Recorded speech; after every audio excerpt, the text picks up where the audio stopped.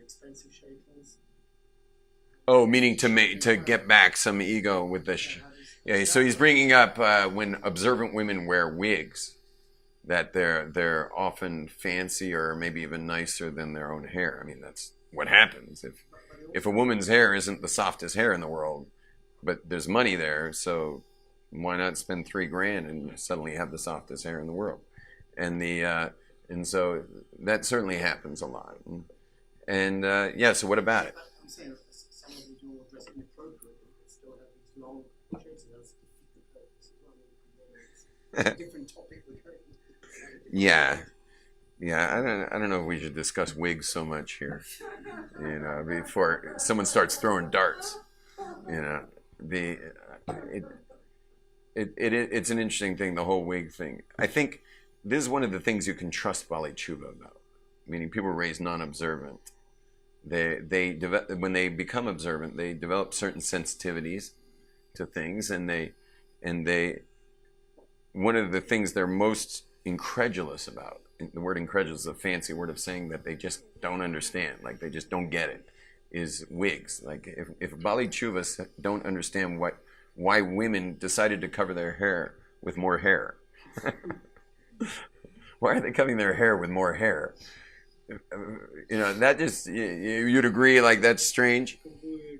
Completely agree. Any other people weren't raised observant here? You weren't raised observant, were you? Is that a little strange? They would cover their hair with more hair? No big deal for you? Why? I feel like it's, they're saving themselves for their true love. What, their real hair? Yeah. But the fake hair can look nicer than the real hair. Yeah, maybe they're just going to keep on the fake hair. What? Why don't you just cover That's the I mean, there's a lot. That's the true reason. I mean, a lot of women also wear like scarves around their heads as well. We're just discussing whether covering hair with hair is strange for you. Were you raised observant? Yeah, no, it seems like a paradox. Because they cover their hair, which is supposed to be like nice and gem, but you have these channels that are $5,000 that are probably much nicer than the actual product. Uh-huh. So it's, yeah, that's my opinion. Okay. No. Anyway, it is a little strange. I personally, so far I've married off 2 daughters, and both of them are wearing these things on their head that look a lot like someone's hair. And yeah, it is someone's hair. Yeah, I can't even say the word. And anyway, but well, for me it was hard because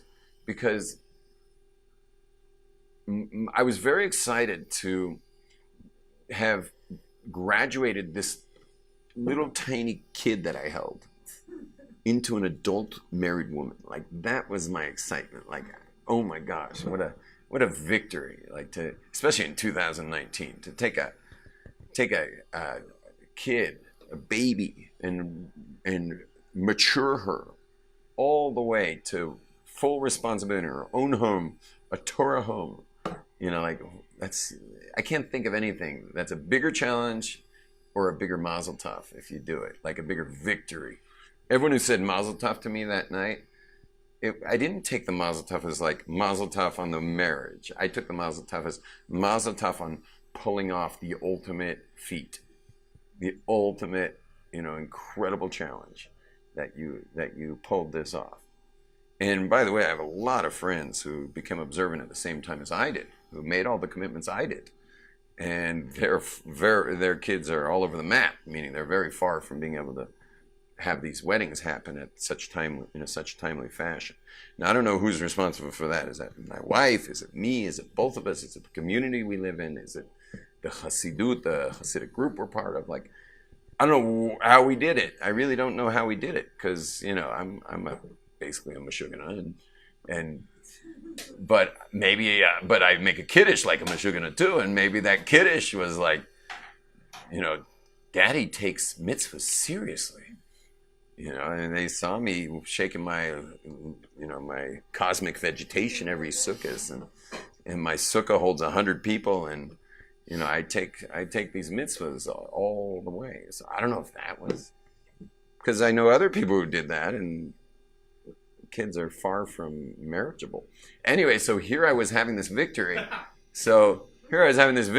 I wanted that she shouldn't still look like a bahura. You know what a bahura? She shouldn't still look like a bahura is Hebrew for a single girl. Like after all that, the wedding happens and she looks like a single girl. Only in fancier clothing and nicer hair. And it's like, what about this is clearly a married woman here? Where's the victory on, I want to see the victory. I don't want to just... Make it easier for the bride. Probably a mile away. Even the nice You were probably raised observant. Even the nice ones, I can see it. Can you guys tell a wig a mile away? Yeah. Well, pretty. She says, depends. You can get really good ones. But you can tell a mile away. I think different people, you can tell. I think what happens is it depends. There's two personality types. Ones who notice details and others notice, how do you say it, the gestalt, the... You're right, it's a whole package. What? He's on scent. Mise en scène, that's the word. Clothes. I'm a mise en scène guy. I'm not seeing like what's real, what's not on the detail level. Okay. That's a French word, mise en scène? It's for film. It's referring to like if you're gonna like what you see on the film, everything that's there at once. Mise en scène. I probably can't use that. I love words because I'm a public speaker. But that one's going to fall flat on a lot of people, I think. I never heard it in my life. The mise en scène. What'd you say? There's probably a good English word. I didn't even hear what you said. I already asked twice. I didn't ask a third time. Hair. Ego. So and power. That's kind of our discussion for today. So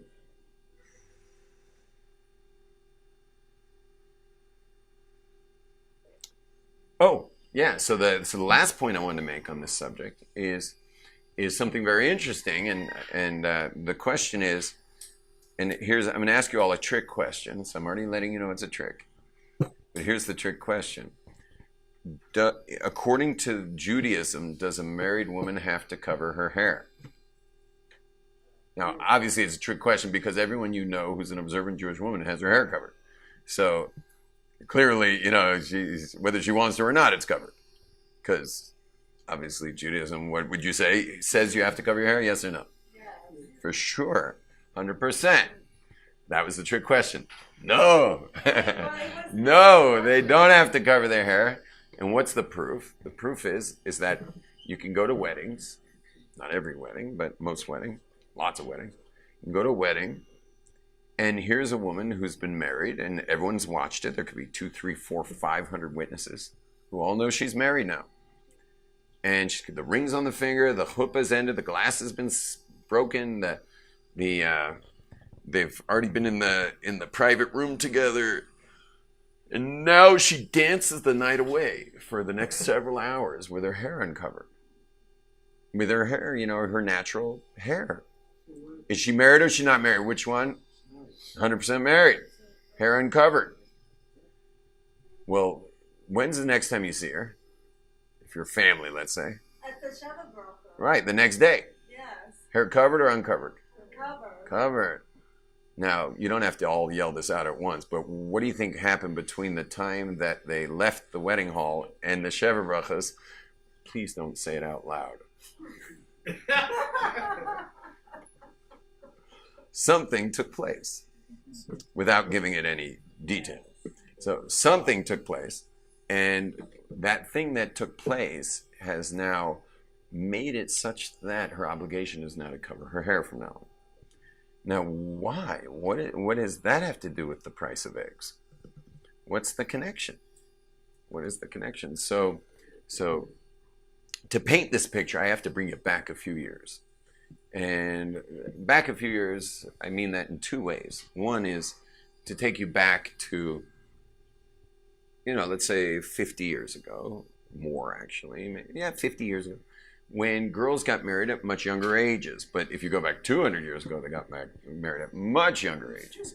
Because 200 years ago, and still in some primitive countries like Iran, their girls still get married at 12 years old. But in the rest of the world, girls got married at 12 years old, including the Ashkenazic world and the Sephardic world and Jewish, Gentile. It didn't matter. Girls got married at 12, 13, 14 years old, because to be a woman is a vulnerable thing. And the obligation of the father is to take very good care of his daughter. And the way he takes best care of her is to make sure you put her in good hands as a wife to someone. And that's why in Yiddish, the word for a son-in-law is edim. Edim. What's the word edim mean? You know the word edim? Witness or testimony. Edut is testimony. So a son-in-law in Yiddish is called edim because that son-in-law is testimony that the father took care of his daughter. He didn't throw her to the wolves, but rather he made sure that she got married